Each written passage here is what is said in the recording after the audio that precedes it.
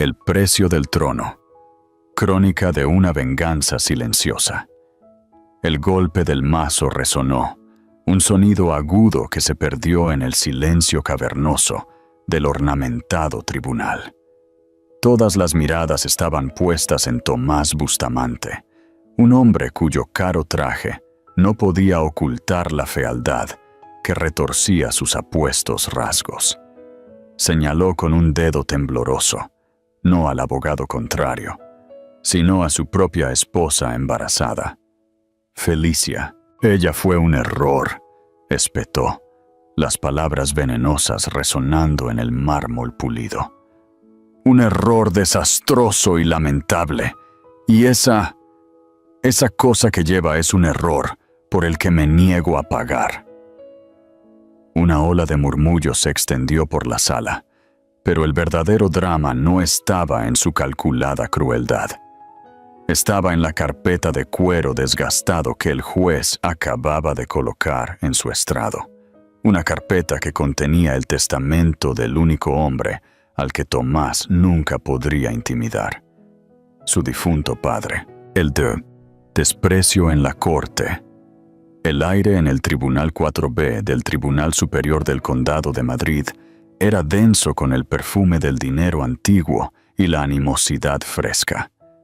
Era un espacio estéril e impersonal, todo paneles de caoba y moqueta gris apagada.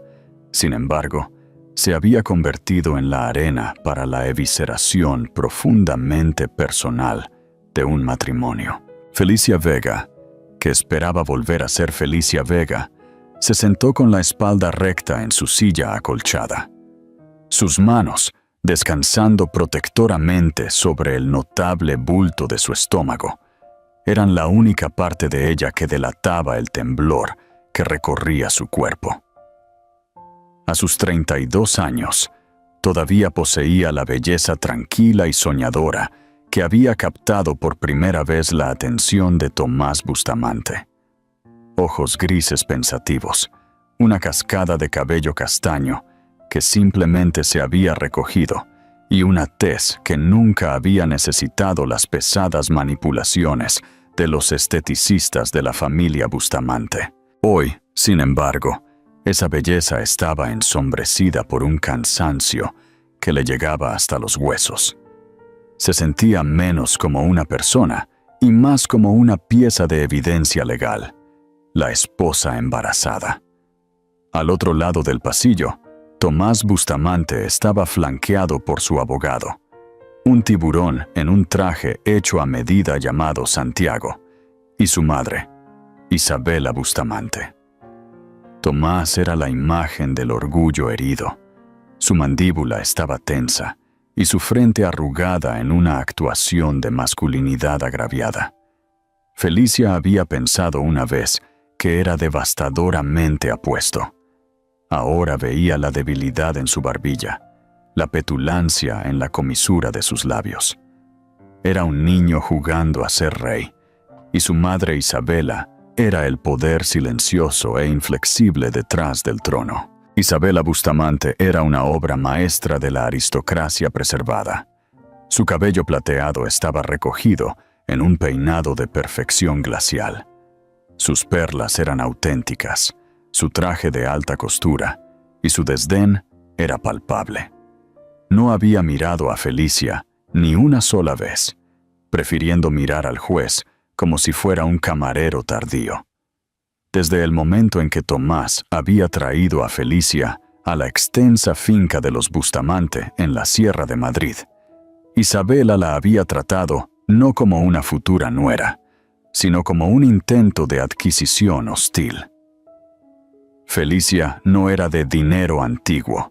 Su padre era profesor de historia, su madre bibliotecaria. Para los Bustamante, cuya riqueza se remontaba a los barones ferroviarios, Felicia era una curiosa plebeya, una diversión temporal para su heredero. «Señor Bustamante», dijo el juez Alberto, su voz un grave murmullo que exigía atención. Era un hombre de unos 60 años, con un rostro cansado que había visto todo tipo de depravación humana. Estamos aquí para discutir la división de bienes en su proceso de divorcio. Intentemos mantener un cierto nivel de decoro. El abogado de Tomás, el señor Santiago, se levantó con suavidad. Señoría, el estado emocional de mi cliente es simplemente un reflejo de la profunda traición que ha sufrido. Entró en este matrimonio de buena fe, solo para descubrir. La abogada de Felicia, una mujer amable pero firme llamada María Fuentes, lo interrumpió. Objeción, señoría. El abogado está testificando. La traición a la que se refiere el señor Santiago es el descubrimiento de mi cliente de que el acuerdo prenupcial que el señor Bustamante le impuso no solo era inadmisible, sino deliberadamente engañoso. El acuerdo prenupcial, el infame documento que Isabela le había presentado a Felicia, fue una emboscada disfrazada de charla informal, tomando el té en el solarium. Solo una formalidad, querida, había dicho Isabela, deslizando el grueso documento sobre la mesa de cristal. Una forma de mantener las cosas en orden. No querríamos malentendidos más adelante. Tomás había respaldado a su madre, por supuesto. Es solo la forma en que se hacen las cosas, Eli, había dicho, evitando sus ojos. No significa nada. Había significado todo. Estipulaba que en caso de divorcio, Felicia se iría sin nada. Ni un céntimo de la fortuna de los Bustamante, ni derecho a sus propiedades, ni siquiera pensión alimenticia.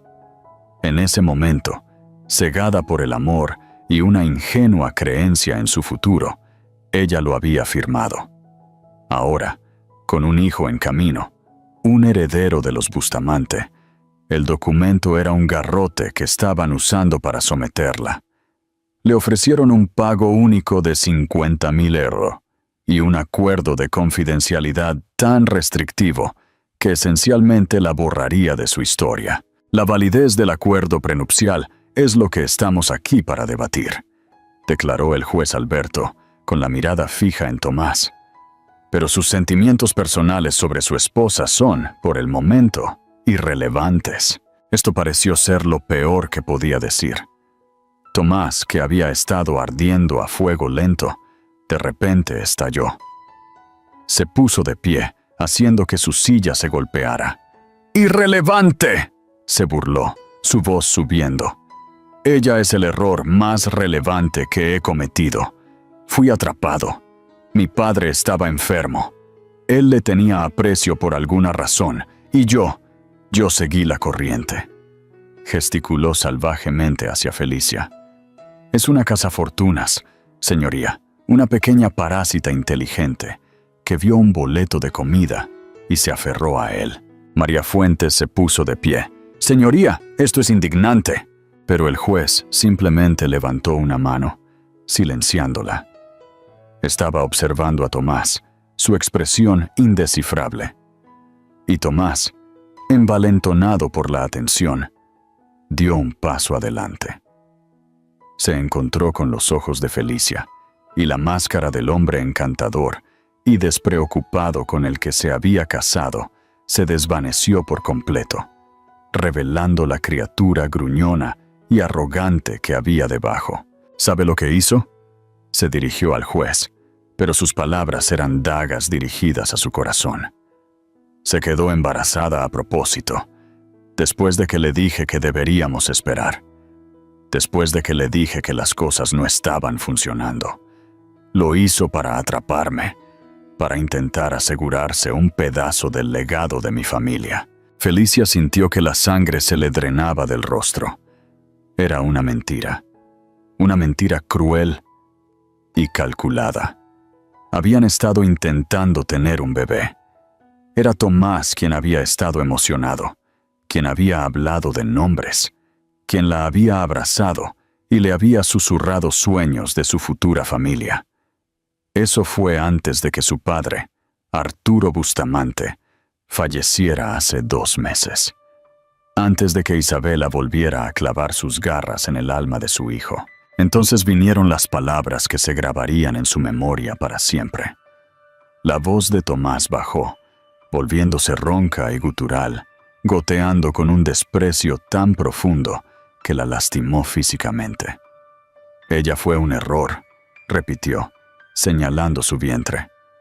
Y esa cosa que lleva es un error por el que me niego a pagar. Un suspiro colectivo absorbió el aire de la habitación.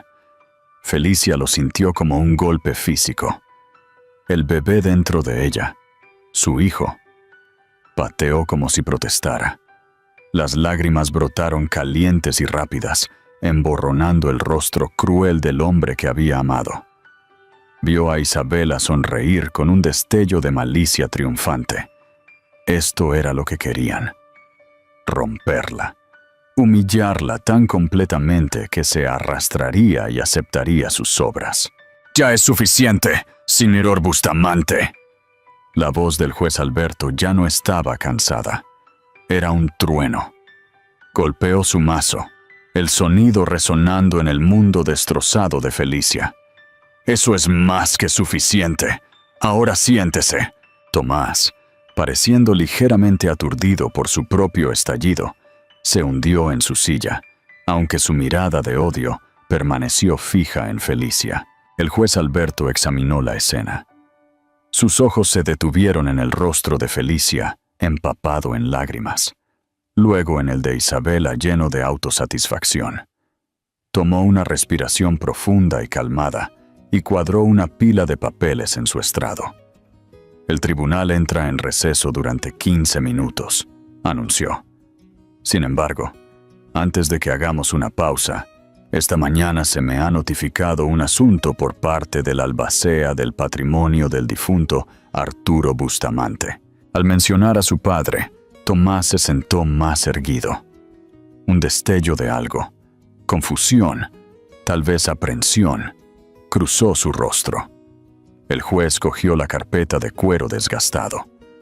«Parece que el testamento final del señor Arturo Bustamante, ejecutado un mes antes de su muerte, contiene ciertas estipulaciones que tienen una relación directa y material con los bienes que se están discutiendo actualmente en este divorcio. Con el permiso del albacea y dada su relevancia, lo abro ahora». Abrió la carpeta.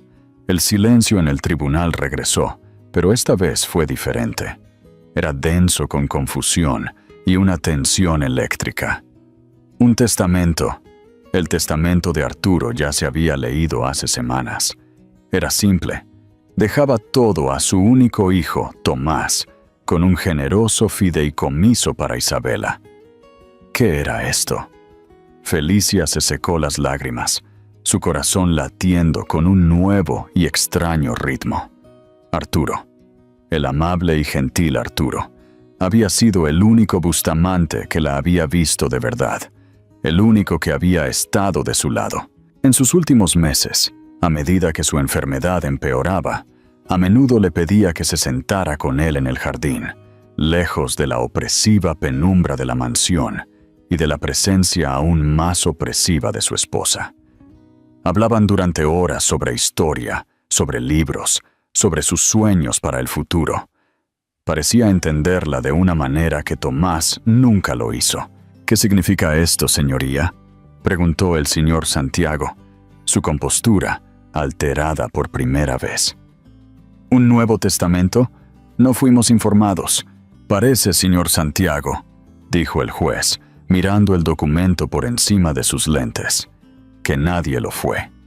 Arturo Bustamante era un hombre muy minucioso». Se aclaró la garganta, el sonido antinaturalmente fuerte en la habitación silenciosa, y comenzó a leer. «Si fueras Felicia, ¿qué estarías pensando en este momento? ¿Un nuevo testamento podría ser la salvación que necesitas? Deja tus comentarios a continuación». El secreto oculto del patriarca. Mientras la voz del juez Alberto comenzaba a recitar la jerga legal del preámbulo del testamento, la mente de Felicia retrocedió.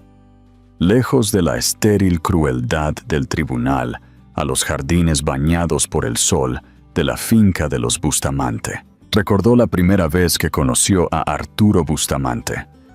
Fue hace 1 año y medio. Tomás la había llevado a la gala anual de verano de la familia, un evento lujoso con fuentes de champán y cuartetos de cuerda.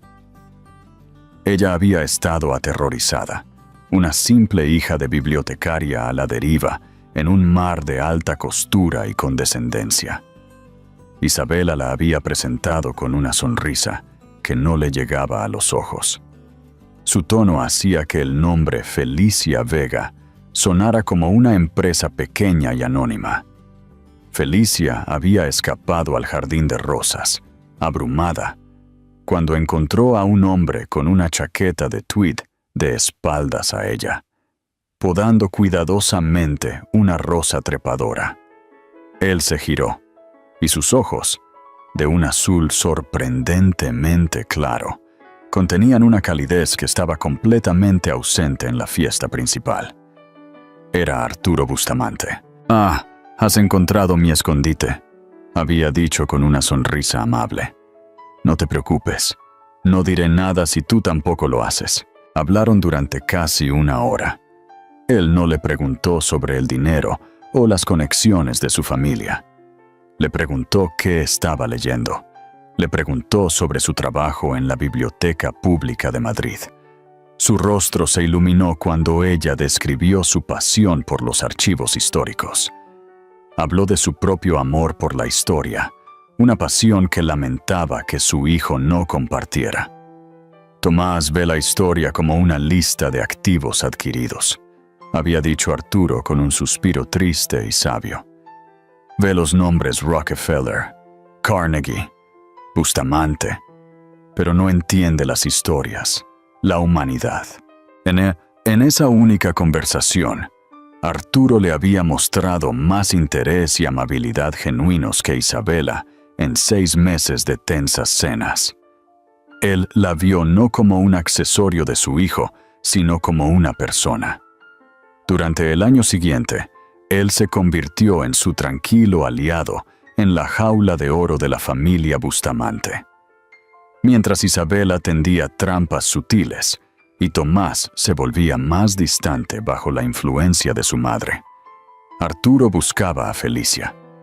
Le dejaba un libro raro de primera edición en su mesita de noche o la invitaba a caminar por los terrenos, compartiendo historias de la familia que no eran sobre riqueza, sino sobre amor, pérdida y locura. Él ya estaba enfermo entonces, una enfermedad pulmonar que le robaba el aliento, pero nunca su agudo intelecto. A medida que su condición empeoraba, la dinámica en la casa cambió.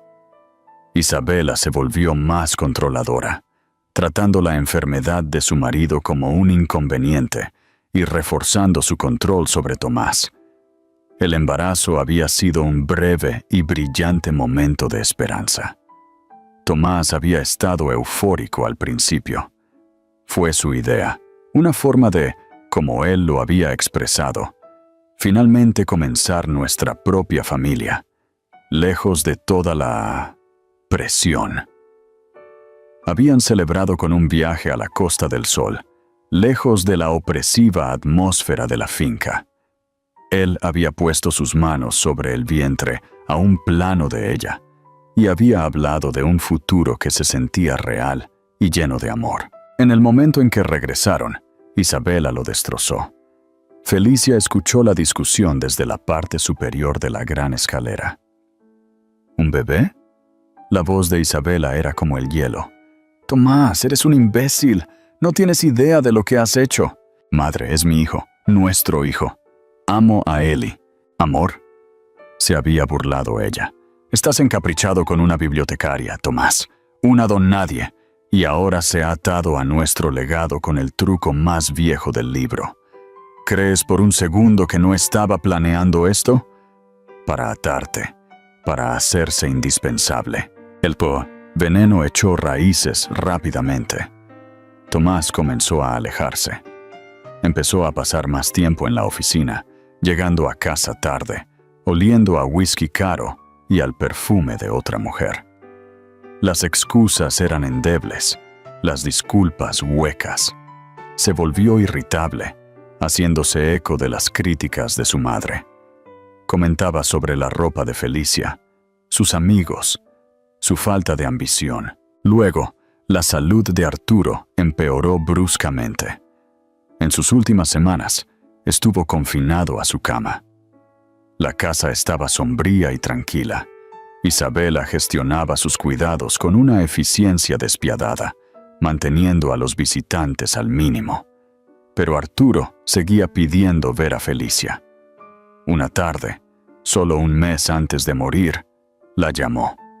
Su respiración era trabajosa, pero sus ojos estaban lúcidos. «Felicia», le dijo, tomándole la mano. La suya era frágil, toda piel fina y hueso. «No dejes que te rompan. Tienes más fuerza que cualquiera de ellos».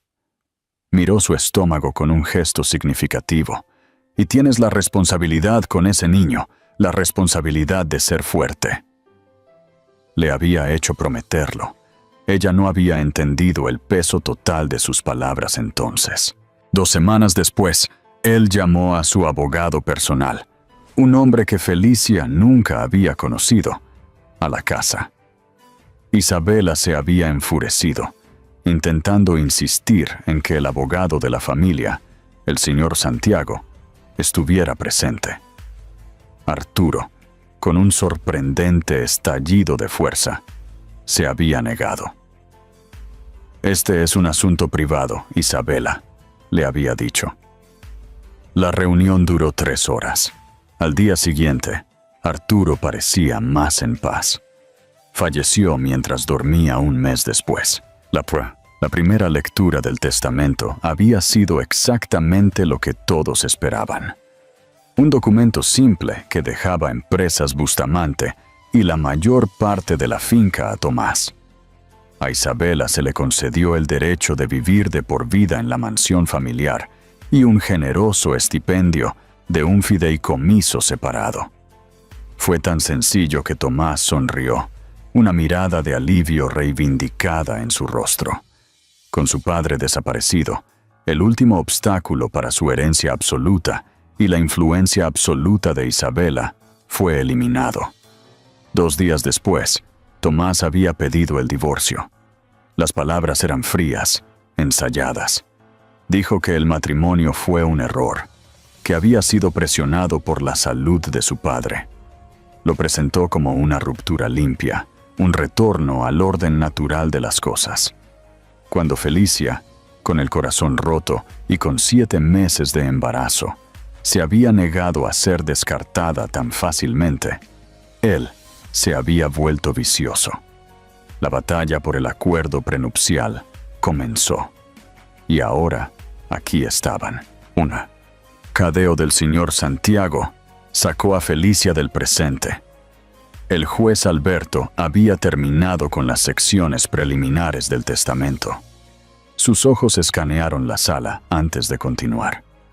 «Ahora llegamos al artículo 4», dijo el juez, su voz bajando ligeramente, atrayendo toda la atención de la habitación. «Con respecto a la disposición de mi activo principal, mi interés mayoritario en Empresas Bustamante, S.A. Tomás se inclinó hacia adelante, una mirada de autosatisfacción regresando a su rostro. Esto era todo, la confirmación de su reino. «Yo, Arturo Bustamante», leyó el juez, su voz clara y deliberada, «en pleno uso de mis facultades mentales y físicas, por la presente declaro lo siguiente. Mi hijo Tomás Bustamante ha demostrado en los últimos meses una lamentable falta de juicio y un carácter inadecuado para la administración de la empresa que mi abuelo construyó». Un sobresalto recorrió la sala. El rostro de Tomás pasó de la autosatisfacción al shock. La compostura cuidadosamente construida de Isabela se resquebrajó. Su boca se abrió ligeramente. «¿Qué?», susurró Tomás, la palabra robada por la sala. El juez continuó, su voz inquebrantable. «Ha demostrado ser fácilmente manipulable y ha olvidado el principio más fundamental del éxito de nuestra familia: que nuestro nombre se construye sobre la integridad, no solo sobre los activos. Por lo tanto, no puedo, en buena conciencia, entregar el futuro de Empresas Bustamante en sus manos. «Esto es una locura», espetó Santiago, levantándose. «Señoría, el padre de mi cliente claramente no estaba en su sano juicio. Estaba fuertemente medicado. Fue certificado como sano por 2 médicos independientes el día en que se firmó este testamento, señor Santiago. Sus declaraciones juradas están adjuntas», dijo el juez Alberto con frialdad, sin siquiera levantar la vista. «Ahora siéntese». Santiago se hundió en su silla, con el rostro pálido. Los ojos del juez encontraron los de Felicia al otro lado de la sala. Ella mantuvo la mirada, su corazón latiendo con fuerza contra sus costillas. Él continuó: «Por lo tanto, por la presente, lego mi participación mayoritaria total en Empresas Bustamante, que representa el 51% de las acciones con derecho a voto, no a mi hijo, sino a un fideicomiso.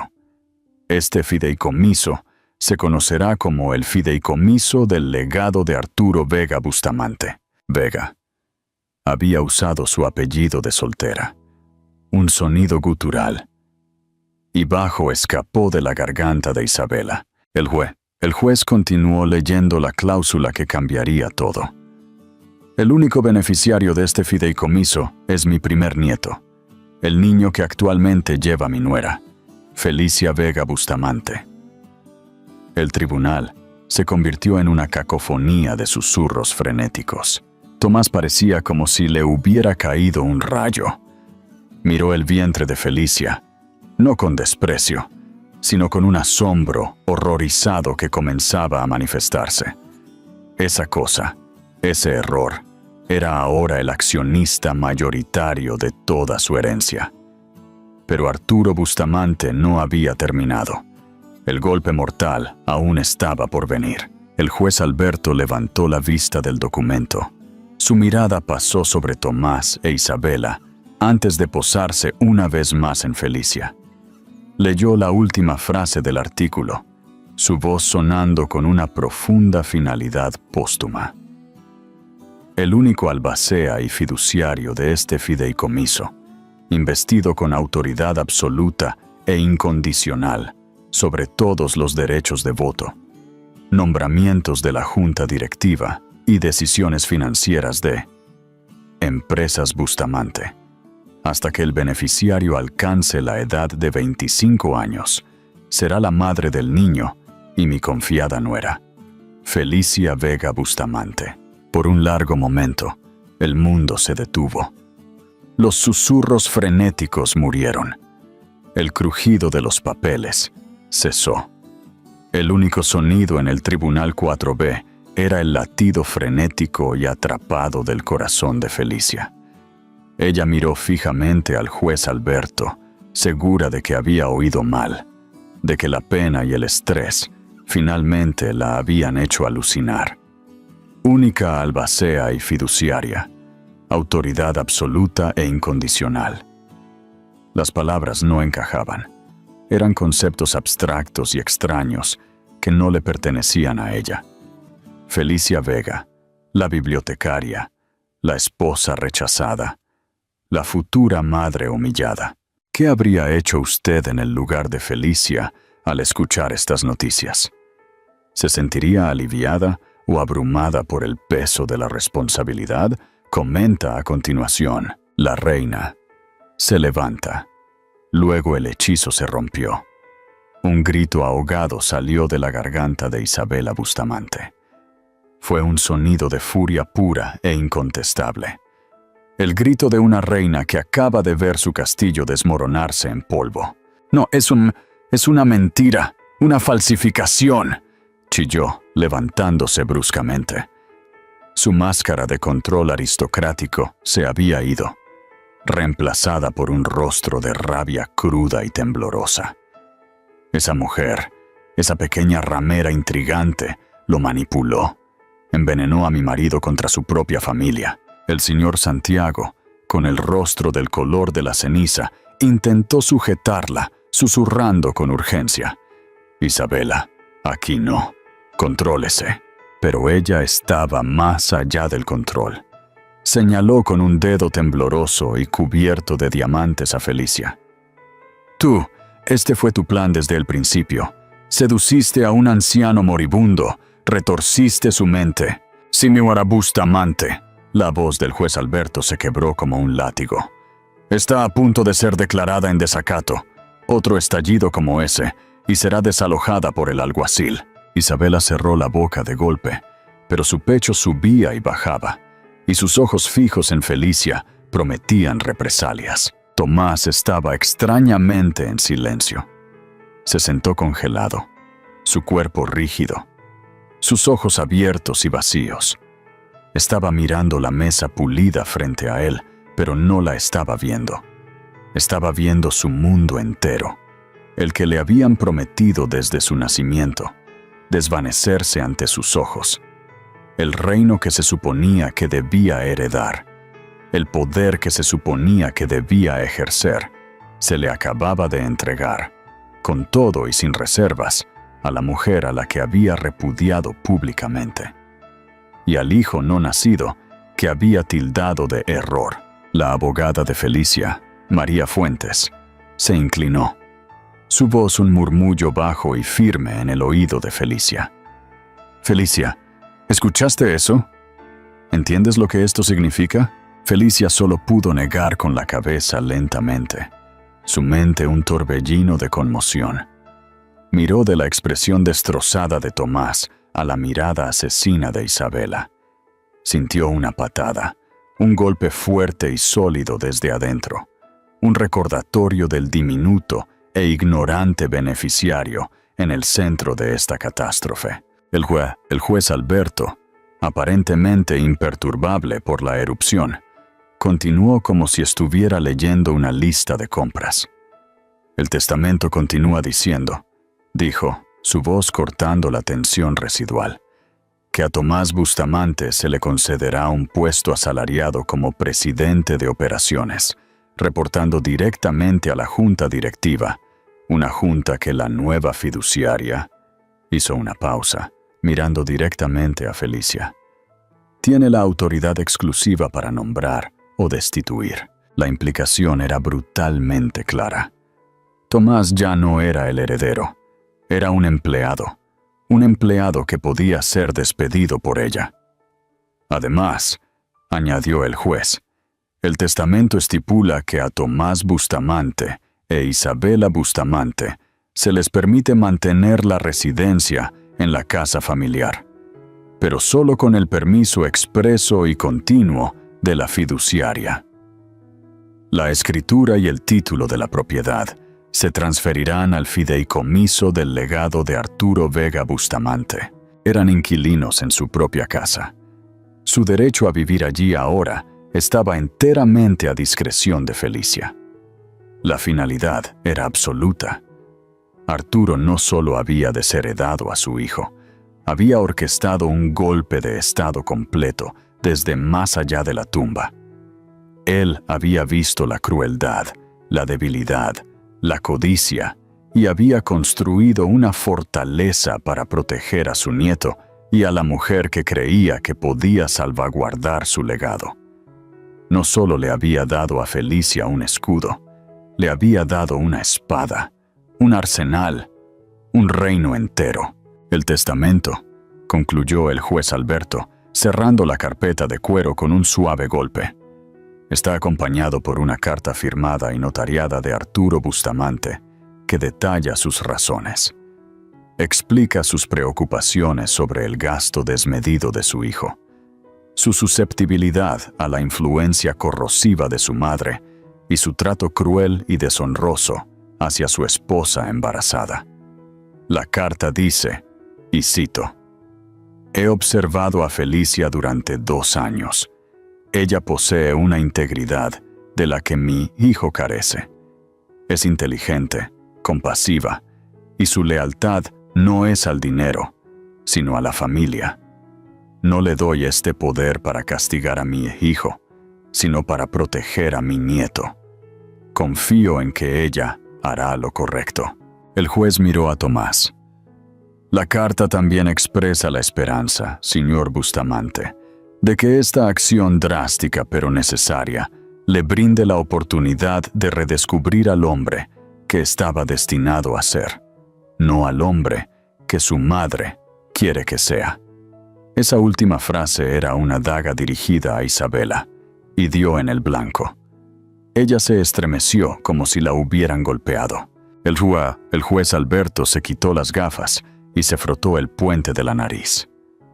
«Dadas estas revelaciones», declaró su voz volviendo a su tono oficial y desapasionado, «el panorama financiero de este divorcio se ha alterado fundamentalmente. El acuerdo prenupcial es ahora completamente irrelevante, ya que los activos principales, que el señor Bustamante creía que eran suyos, para proteger en realidad no lo son. El acuerdo de 50.000 euros ofrecido a la señora Bustamante es, por decirlo suavemente, insuficiente». Miró a Felicia, y por primera vez ella vio un destello de algo casi como una sonrisa en sus ojos cansados. De hecho, la señora Bustamante es ahora, a todos los efectos, la entidad financiera más poderosa de esta sala. Los activos pertenecen al fideicomiso que ella controla. Se volvió hacia los abogados aturdidos. «Disuelvo estos procedimientos por hoy. Sugiero que todos se vayan a casa, asimilen el contenido de este testamento y reprogramen la reunión cuando tengan una comprensión más realista de las respectivas situaciones de sus clientes». «Señor Santiago», añadió con un gesto, «es posible que desee aconsejar a su cliente que el error de su esposa ahora controla su salario, su hogar y su futuro. Un poco de humildad podría ser útil». Con un último golpe de mazo, declaró: «El tribunal levanta la sesión». El juez se levantó y salió de la habitación, dejando un torbellino de silencio aturdido a su paso. ¿Crees que la decisión de Arturo fue la más justa para todos? ¿O crees que fue demasiado severa con su hijo y esposa? Comparte tu opinión en los comentarios. La reina vuelve a casa. Por un momento, nadie se movió. Luego, como si se hubiera activado un interruptor, estalló el caos. Los reporteros que se habían escondido en la galería corrieron hacia las puertas. Santiago intentaba frenéticamente hablar con Tomás, que aún estaba catatónico. María Fuentes estaba dando palmadas en el hombro de Felicia. Su rostro una mezcla de conmoción y euforia. Felicia se puso de pie lentamente, sus piernas inestables. Se sentía mareada, desconectada de su propio cuerpo. Isabela fue la primera en moverse hacia ella, su rostro una aterradora máscara de furia. Se acercó a Felicia, sus tacones resonando como disparos en el suelo de mármol. «No te saldrás con la tuya», siseó Isabela, su voz baja y venenosa, lo suficientemente cerca como para que Felicia pudiera oler su perfume empalagoso. «Lucharé contra esto. Te mostraré que eres una madre no apta. Arrastraré tu nombre por tanto lodo que te ahogarás en él. Ese bebé nunca verá un céntimo». Antes de que Felicia pudiera reaccionar, una figura se interpuso entre ellas. Era Tomás. Su rostro estaba pálido, sus ojos salvajes con una energía desesperada y frenética. Miró de su madre a Felicia, luego de nuevo. «Madre, para», dijo, su voz ronca. «Solo para». Luego se volvió hacia Felicia. El desprecio se había ido, reemplazado por un pánico crudo y suplicante. El hombre que hacía 20 minutos la había llamado a ella y a su hijo un error, ahora la miraba como si fuera un salvavidas. «Eli», comenzó, su voz quebrándose. Incluso extendió una mano como para tocar su brazo antes de dejarla caer. Eli, yo no quise decir eso. Tienes que creerme. Estaba enojado. Yo estaba presionado. Sus ojos se dirigieron a su madre. Podemos arreglar esto, tú y yo. Podemos detener el divorcio. Podemos criar al bebé juntos. En nuestra casa. La audacia era asombrosa. El latigazo de su transformación de tirano a suplicante fue tan repentino que resultó nauseabundo. No se estaba disculpando por la crueldad. Estaba tratando de revertir una transacción que había salido horriblemente mal para él. No veía a una esposa a la que había herido. Veía al nuevo CEO de su vida. Felicia miró su rostro desesperado y suplicante. Miró a Isabela, que los observaba con ojos entrecerrados y calculadores, su mente ya tramando nuevas estrategias. Y no sintió nada, ni amor, ni odio, ni siquiera ira. Solo un vacío profundo y escalofriante donde solía estar su amor por él. Miró su mano extendida y temblorosa. Luego lo miró directamente a los ojos, su propia mirada clara y firme por primera vez en el día. Sin decir una palabra, se dio la vuelta y se marchó, dejando a su marido y a su madre de pie en las ruinas de su reino caído. Su abogada, María, se apresuró a su lado, y juntas salieron del tribunal. No hacia un futuro miserable e incierto, sino hacia un imperio que Felicia nunca había pedido, pero que ahora, por la gracia del último acto de un buen hombre, comandaba. Los días que siguieron a la bomba en el tribunal fueron un borrón de ajustes surrealistas. Felicia no regresó al pequeño apartamento de alquiler que había asegurado como refugio de su matrimonio. María Fuentes había insistido en que no era lo suficientemente seguro. «Ya no eres solo una ciudadana privada, Felicia», le había dicho, su tono urgente. «Eres la cabeza de una corporación multimillonaria. Ahora hay protocolos». Y así Felicia se encontró en una prisión dorada de otro tipo. Una suite en el Hotel Four Seasons, pagada por el fideicomiso del legado de Arturo Vega Bustamante, con seguridad las 24 horas en el pasillo, abogados, fiduciarios y asesores financieros, hombres y mujeres con trajes elegantes y mentes aún más agudas. Todos los restos del círculo íntimo leal de Arturo desfilaban por su sala de estar. Le presentaban carpetas gruesas con informes financieros, organigramas y obligaciones legales. Usaban términos como deber fiduciario, defensas contra adquisiciones hostiles y proyecciones de ganancias trimestrales. Al principio, era abrumadoramente intimidante. Ella era Felicia Vega, que encontraba consuelo en el sistema de clasificación decimal, no en el índice Dow Jones. Pero mientras hablaban, ella escuchaba. Hacía preguntas, primero simples, luego más complejas. Y descubrió algo sorprendente. La lógica de todo, la intrincada red de causa y efecto, no era tan diferente de rastrear eventos históricos o registros de archivo. Era solo una historia contada en el lenguaje de los números. Más importante aún, se sentía impulsada por una fuerza poderosa y clarificadora. El recuerdo de las palabras de Arturo: «Confío en que ella hará lo correcto», y el recuerdo visceral de las de Tomás: «Esa cosa que lleva es un error». Una era una confianza sagrada, la otra una declaración de guerra. Ella honraría la primera, prevaleciendo en la segunda. Su teléfono sonaba sin cesar. Las llamadas eran de Tomás. Dejó docenas de mensajes de voz, cada uno más desesperado que el anterior. Eran una sinfonía patética de disculpas en pánico y promesas egoístas.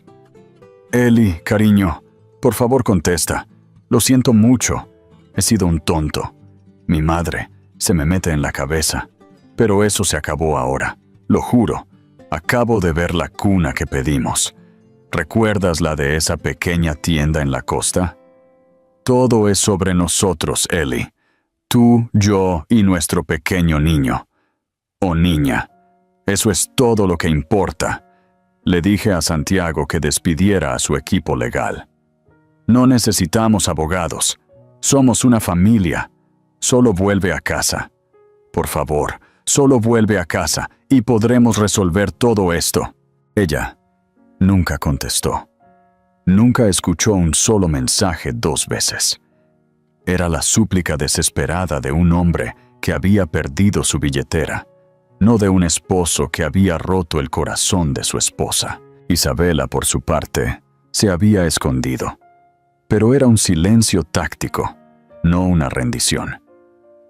El equipo legal de María informó que Isabela había contratado a una nueva firma de abogados, conocida por ser notoriamente agresiva y especializada en impugnar testamentos. Estaban investigando, buscando a cualquier médico que testificara sobre la incompetencia de Arturo, a cualquier enfermera que afirmara que Felicia le había restringido el acceso, cualquier retazo de suciedad que pudieran encontrar para pintarla como una usurpadora manipuladora. Una semana después de la audiencia, Felicia supo que no podía quedarse en el hotel para siempre. Tenía que hacer un movimiento. El fideicomiso era dueño de la mansión de los Bustamante. Era su casa ahora. Más importante aún, era la casa de su hijo. Arturo no había tenido la intención de que su nieto fuera criado en el exilio. Así que tomó una decisión. Llamó a María. «Me voy a casa», dijo. Su voz firme. «Felicia, ¿es eso sabio?» «No se trata de sabiduría, María. Se trata de un mensaje claro. La reina no se esconde. El regreso fue tan dramático como ella había planeado. No se escabulló por la puerta trasera. Llegó en un coche de lujo negro, organizado por el fideicomiso, que subió por el largo camino de grava hasta la imponente fachada de la mansión. Mientras salía del coche, las pesadas puertas de entrada se abrieron. Tomás estaba allí. Su rostro, una mezcla de esperanza y terror. Claramente la había estado esperando. Llevaba un suéter informal, un intento de parecer suave y accesible. «Ellie», exclamó, una sonrisa de alivio tocando sus labios. «¿Estás en casa?» «Sí, lo estoy», dijo Felicia, su tono frío y nivelado. Pasó junto a él hacia el cavernoso vestíbulo con suelo de mármol. El aire estaba inmóvil y olía a limón y lirios, como siempre. «Le he pedido a una empresa de mudanzas que recoja mis viejas cosas del ala de invitados. Entregarán mis nuevos muebles para la habitación del bebé esta tarde». La sonrisa de Tomás vaciló. «Claro, lo que quieras. Le pedí a la señora Alvarado que ventilara la suite principal para ti. Para nosotros». Felicia se detuvo y se giró hacia él. «Seamos muy claros, Tomás. No estoy aquí para reconciliarme. Estoy aquí porque esta es mi casa ahora. Pertenece al fideicomiso que yo comando. Tú y tu madre viven aquí a mi discreción». Las palabras quedaron suspendidas en el aire, frías y duras. El color se drenó del rostro de Tomás. «Mi equipo legal», continuó, su voz desprovista de emoción, «redactará un acuerdo de arrendamiento para ti e Isabela. Estipulará los términos de su residencia continua. Además, he convocado a una reunión de la Junta Directiva de Empresas Bustamante para el lunes por la mañana. Como presidente de operaciones, se requerirá tu asistencia. Se espera que presentes un informe completo sobre la situación actual de la empresa». Ella, la ganoveta, ya no era su esposa. Era su casera y su jefa. La realidad se estrelló contra él y su compostura finalmente se hizo añicos. «Felicia, por favor», suplicó, con la voz quebrada. «No hagas esto, no seas así, esta no eres tú, no eres tan fría». «Tienes razón», dijo ella, mirándolo directamente a los ojos. La mujer que yo era te habría perdonado, habría creído tus mentiras y te habría dejado que la hirieras de nuevo. Pero tú y tu madre mataron a esa mujer. Se pararon en un tribunal y la mataron. Así que tendrás que acostumbrarte a la mujer que queda. Justo entonces, una voz aguda y autoritaria resonó desde la parte superior de la gran escalera. ¿Qué significa esta intrusión? Isabela estaba allí, envuelta en una bata de seda, su rostro una máscara de furia. Felicia ni siquiera le concedió una mirada completa. «Hola, Isabela», dijo, su voz resonando con facilidad en el gran espacio. «Estoy en casa. Confío en que tus nuevos abogados te hayan explicado la situación. Eres una invitada aquí. Intenta no olvidarlo». Se giró y comenzó a caminar hacia el ala este, donde se encontraba el estudio privado de Arturo. Había sido su santuario con él, y ahora sería su centro de comando. Ahora sería su... «Te arrepentirás de esto», chilló Isabela desde el rellano. «Te veré en la calle». Felicia se detuvo, de espaldas a ellos. «No», dijo sin darse la vuelta. «Me verás en la sala de juntas el lunes a las 9 de la mañana. No llegues tarde». Y con eso se alejó, dejando a madre e hijo de pie en el opulento vestíbulo de una casa que ya no era de ellos, silenciados por la autoridad tranquila e inquebrantable de la mujer que habían intentado y fracasado en destruir. El viaje de Felicia, desde la humillación en el tribunal hasta la cabeza de un imperio, es una saga impresionante de justicia kármica. La crueldad de un esposo provocó su propia caída. Pero el último acto de amor de un padre proporcionó el jaque mate definitivo. Ella no solo ganó su libertad, heredó una fortuna y demostró que el verdadero poder proviene del carácter, no solo de un nombre. Si te conmovió el increíble triunfo de Felicia, dale me gusta para mostrar tu apoyo. Comparte esta historia de empoderamiento con un amigo y no olvides suscribirte para no perderte otro video donde finalmente se hace justicia.